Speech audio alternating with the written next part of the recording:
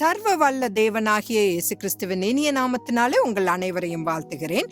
இன்று தேவன் கர்த்தராகிய தேவன், சர்வ வல்ல தேவனாகிய கர்த்தர் என்று தேவனுடைய நாமங்களை குறித்து நாம் காணலாம். தேவன் முதலில் வானங்களையும் பூமியையும் சிருஷ்டித்த போது தன்னை தேவனாக மட்டுமே வெளிப்படுத்தினார், அதாவது எலோஹிம்.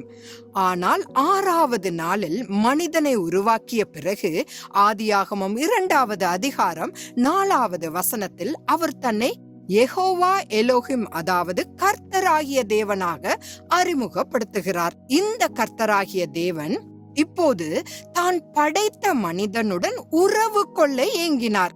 ஆகவே ஆபிரகாம் என்ற மனிதனை தேர்ந்தெடுத்து அவன் சந்ததியிலிருந்து இஸ்ரவேல் என்ற ஒரு புதிய தேசத்தை உருவாக்கினார்.